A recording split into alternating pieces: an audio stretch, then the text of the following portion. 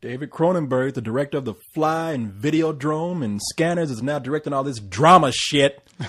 Drama shit? Well, you have to remember, these guys, Leon and Corey, hated his last film. Well, but that's immaterial. I mean, the fact of the matter is, this is a gangster movie. How do you call a Russian crime mob movie a drama? Okay, all right, settle down. I was just kidding, man. I actually like this movie a lot. Whoa. I thought this was Eastern Promises. It is. Oh, I thought it was about a bunch of fortune cookies. Never mind. Go ahead. This is Cronenberg in that it deals with things that make you feel icky, and yet it's also his Godfather, except about the Russian mob. It's Naomi Watts playing a woman who finds a girl who dies basically giving birth, who's a Russian immigrant, and she has her baby, and she wants to find out what the deal is with the baby, and the woman has a diary on her. Well, it turns out this diary implicates a lot of Russian mobsters who aren't too happy to find out that this blonde bitch has got a hand on, the smoking gun. Which is the baby. As it turns out. Viggo Mortensen plays the driver. Yeah. in what we were talking earlier in another review about people who should get nominated. This is somebody who should get nominated and win. How good was Viggo Mortensen? No, definitely. I mean, I know people probably think I'm crazy for some of the things I say about nominations, but really, if you saw Viggo Mortensen in this movie, you'd be like, boy, do you see him. This is balls out performance of Man, the year. Yeah, we'll get into that in a little while, but David Cronenberg, again, he's directing something that's not necessarily hard. This is a gangster movie, it's a thriller, and it is a little bit of a drama too. And the thing is that no matter what David Cronenberg's directing, he's got to put some kind of horror element in there. It's going to get bloody. Sure. He could be directed, Shrek. Somebody going to bleed. That's one of the things I've always loved about David Cronenberg. The thing is David Cronenberg makes genre films. And all he makes is genre films, but he makes them for adults. Unlike other genre films, which are made for adults, but are really kind of geared towards, the more youthful audience. He makes movies that only are going to be understood by adults, only will interest adults, and has a lot of adult material in it. Well, now, okay, if this is about a bunch of killers after a baby, how is this not shoot 'em up? Right? Because they're not after the baby. That's the whole thing. Is it's all about them kind of finding out what's going on, and Naomi Watts finding out what's going on. It's not a tense chase after a baby. No. It's the slow development of this gang in London that is this Russian gang. Actually, the great selling point, the great selling point about this movie is that it is very subtle. There are a lot of things that happen in this movie that they leave it up to you to find out on your own. And there is a self-discovery on both sides with the gangsters and Naomi Watts. But my problem with the movie is, and keep in mind, I think it's a great film. I really do. Is that it's such a good movie that David Cronenberg feels the need to put violence in there where he kind of just crowbars it in. That motherfucker could be directing traffic and somebody's going to die, in a very horrible way. I don't think he does it in this case any worse than Scorsese does it, to be honest. He just does it in a way so much more effectively to get under your skin. He knows exactly how to show you something you've seen a billion times before, except make it bother you this time. And that's one of the brilliant things about Cronenberg that his fans love and admire about him so much, is that even the most jaded of us in his films walk out going, ah! Well, the thing about Cronenberg is that you have, when somebody gets their throat slashed in a regular movie, you see the quick shot of the throat slash and then it cuts away and it leaves it in your mind. And Cronenberg goes, no. Let's look at that for a moment. And you linger on that and you watch as the blood starts spurting out. And you're just kind of like, oh, I mean, he goes all out, and the guy knows his special effects. Yeah, you don't get your throat slit. You get your throat carved like a turkey. And there's meat flying everywhere and blood everywhere. And it's just like, damn, that's crazy. Just go ahead and chop the guy's head off while you're at it. And then you've got like that scene that we were joking about earlier, which is a really incredible scene in which Viggo Mortensen is naked in a bathhouse and two guys come to kick his ass, and he has a fight where he's getting cut up and just slashed to pieces while his balls, or it's a game of follow the bouncing ball. I can't watch that. Well, it's not as bad as you think. But see, in that one scene, that's what took me out the movie, because the fight was done and it was over with. And David Cronenberg is like, No, now y'all remember, I'm David Cronenberg. I got to take this up to another level, and they just get real bloody. I'm just like, damn, why don't Viggo Mortensen just pull his skin off and turn to the fly at this point? I don't agree with that. I think that it was an incredibly intense scene that was, really though. brought you into the film even more. It's a great scene. In fact, that's pretty much like the beginning of the third reel, and that's where the movie, when I had decided, okay, I think I actually have gone from liking to loving this film. To be honest, I was only liking it before because the Naomi Watts story is just okay. It's like, okay, it's all right, it's interesting. The problem is that the Russian, every time they're actually focusing on the Russian mobsters, those guys are awesome. I mean, they're fucked up and they're screwing with each other bad, and there's all this stuff about what different tattoos mean that are all over their body, and they're killing each other and killing other people. Yeah, no, and then you got to watch Naomi Watts hanging out with her aunt and uncle having tea, and you're Come on, now see this. Now see, this is where you should be saying.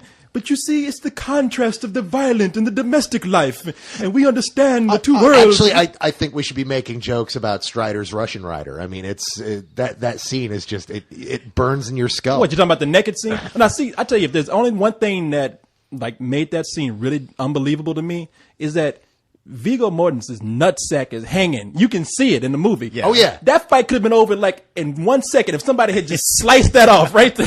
It's the Russians. They get that whole honor thing going on. Not They even just don't do that. Just stuff. grab. You know, it's like a punch and it would have been over. Dude, what situation would make you grab another man's nuts? Yeah, right. A point Okay, other than Friday night. a point where I'm getting my ass kicked and I'm getting stabbed several times. You know, one guy goes through I tell you, these must be the straightest guys in the world because he goes for his throat. But I'm telling you, we know how tender that shit is. If you take that out, they say kill wait, hold on, no. They say kill the head, kill the man. No, kill the nutsack, kill the man. Wait, And I can sorry, see, dude. Could you tell me a little more about Viggo Mortensen's tender nutsack? He was watching that stuff like a cat with a can of tuna. I was sitting next to him. He's just like, "Do you see that nutsack?" No, He's like, no, that's a goddamn lie. That's he's reaching out to bat it. he's making this shit up, man. They both making that up. I didn't do none of that. I'm sorry. Somebody could be slicing my head off with the rusty edge of a tuna fish can, and I am not going to grab another man's hairy ass nutsack. He was sitting there going, Oh, you know but it what's was- unrealistic about that scene to him? Is because Viggo's bigger than he is. That's all it is. He's like, no, man, that's a prosthetic. That's like Mark Wahlberg. How you know how big I am? Anyway, look. The thing Been is, on the internet. y'all have not been on the streets fighting like I've had to fight. See, y'all know nothing The about that. streets of the suburbs. Right. You may be black, but you're not black. It was hard in my suburb, man. About as black as Urkel. When you got 20 Urkels on you, man. Did I grab that guy's nutsack? Yeah, but that's my people's culture. But anyway, no, you know, the movie's great, and I don't even fault it for the violence because that's just a personal thing with me. A lot of people appreciated it, and I understand. I mean, and still the movie, this is one of the best movies I've seen this year. I liked it a lot, and I tell you, Viggo Mortensen did a great job. Vincent Castle was great, but whoever played Vincent Castle's dad, what's that guy's name? The old dude? He's been in so much stuff, and he's Character like this actor. great actor. We'll put up his name right here. This old motherfucker right here. He gave a great performance. I don't want to ruin anything about him, but he plays so many different levels that I was amazed by the end of the movie of the transformation he made from the beginning to the end. What's interesting about this movie is that this is probably David Cronenberg's straightest movie in a long time. I don't mean straight as in, ooh, it's straight. Not no, more I mean, so than as- History of Violence. Oh, no. Even more so than that, because this is not as weird as his other things. It's more mainstream. History of Violence takes some turns that are almost to a level, questionable to average audiences. This is really going to play to an average audience, unlike other Cronenberg films. This is a film that, even if you don't like other Cronenberg films, I say you got to check this one out. No, I think so. I think this is a little more mainstream, and it will appeal to a wider audience. You mentioned Vincent Castle, like the French guy? Yeah. Yeah, he played the Russian guy in this movie. So does he do any kung fu in this movie? No, because like there's no all kung- his last few movies, like he really got into kung fu for a while. He's just he drunk. found a way to what's that? He falls on a lot of stuff, so there were some stunts, sure, but he's just really drunk drunk through the He whole played movie. a Russian in Birthday Girl. That's right. That's right. He sure did. I was wondering because I knew he had heard that do the accent before somewhere, but I thought it was like a Croatian accent or something. But he, No, it was Apparently, Russian. unlike American actors, if you've already got an accent from Europe somewhere, you can do any accent. Yeah. Well, it's true Apparently because we that's don't how it know works. any different. Exactly. I mean, you look at how many movies like so they'll just have a guy with a straight up British accent play somebody from anywhere. It's Chante. Yeah. I am Leonardo from Spain. Yeah, you had Richard. Oh, Burton, he's very believable. Richard Burton as the Roman Mark Antony, and everybody just like, oh yeah, it works for me. Or Sean Connery, who doesn't even try to change his accent and be like, oh, he's Greek. Oh, he's Italian. Yeah. Oh, Hell, he's let's go. from If you want Mars. to talk about the worst, let's go to the greatest story ever told and go to John Wayne. Truly, this is the king of the Jews. I know, but I'm making the point about the British accent. You got Anthony Hopkins as the Spanish Zorro. Yeah, and you know. nobody batted an eye. yeah, Vincent Castle could have came in sombrero, and I wouldn't have known any difference at all. And the thing is, he probably did do some kung fu in this movie, and David Cronenberg is probably just let him do it. Man. Let him do it. We'll cut it out later. But this is one of the best movies of the year. This is a killer film. No, it is. It's a good crime movie. Like I said, it does cover a lot of areas good because there are certain moments of drama that are done very well in here, and there are some very intense moments in here too. So Cyrus compared this to Cronenberg's Godfather, and I think it's closer in vein to City of God.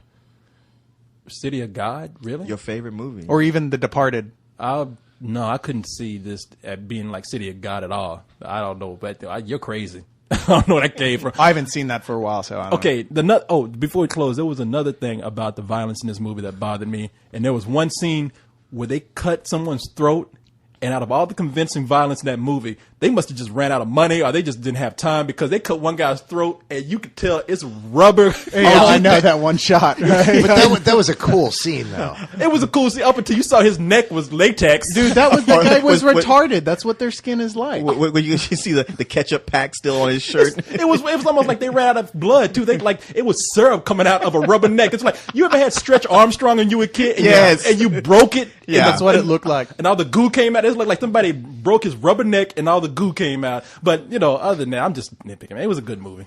That's a really good movie. Yeah, Full price. I give it full price too. Yeah, no, full price definitely. I encourage people to really go see this. But I do give a matinee to Viggo's Nutsack. No, apparently that's very full price too. You know what? What is interesting? This is that movie. I ain't about to get on another discussion about his nuts. No. No, this is that movie that all the 13-year-old girls that grew up in love with Lord of the Rings, this is going to be that movie that brings them into womanhood as they get to see Strider in all his glory. You know how And many he would know.